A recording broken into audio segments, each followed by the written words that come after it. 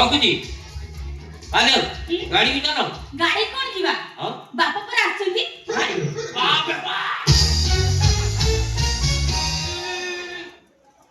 काशिया तू ଖାସିନାଥ काशीनाथ ଖାସିନାଥ ଗାଁରେ ଜଣେ ବାକି ବୁକୁରେ ପକେଇକି ଆସୁଛୁ ଲୋକମାନେ ତ ଖୋଜୁଛନ୍ତି ତୁ ଦି କୋଟି ଆଜି ପଠେଇଦେବି ବାପା ଦି କୋଟି ତୁ ପଠେଇ ଇଏ କୋଟି କେମିତି ହେଲୁ ଦିଟା ଅଣ୍ଡା ପେଟି ଭାଙ୍ଗିଦେଲି 50ଟା ହୀରା ମୁଦି ପାଇଗଲି ଏକାଥରେ କୋଟି ଡବଲ ଲଟରୀ ଫାର୍ଷ୍ଟ ଲଟରୀରେ 50ଟା ହୀରା ମୁଦି ସେକେଣ୍ଡ ଲଟରୀରେ ତମ ଝିଅ କୋଟିପତି ଦାବି ଦଉଛି ଜୋଇଙ୍କ ଦିଅ ପା ଖରାପ ଦାବି ଦଉଛି କଣ ଦାବି ଦଉଛି 30 ଲକ୍ଷ ଟଙ୍କାର ଚେନଟା ଦାବି ଦଉଛି ନା ଏଟା ରଖିବିନି ଏଟା ଫୋପାଡ଼ି ଦେବି କଣ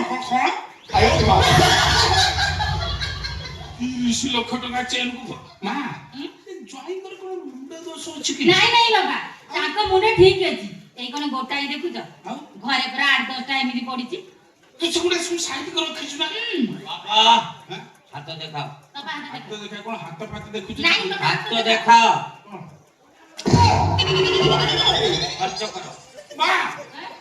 ମୁଁ ଆଉ ଏଠି ଯିବିନି ନା ଏତେ ଗୁଡା ଟଙ୍କା ନା ଯାଇ ମତେ ଖର୍ଚ୍ଚ କରିବା ପାଇଁ ଦେ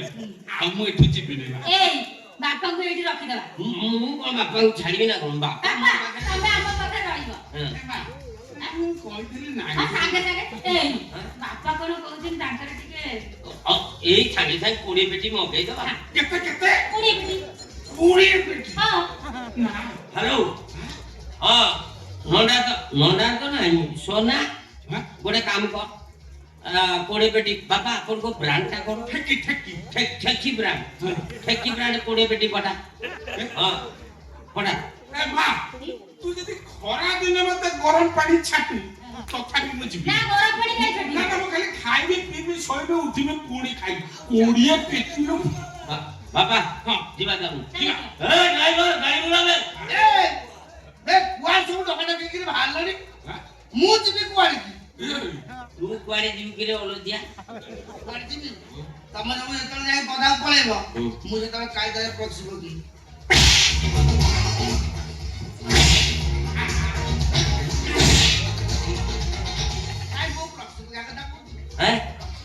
ଆହୁରି ପ୍ରତି ପକେଇବୁ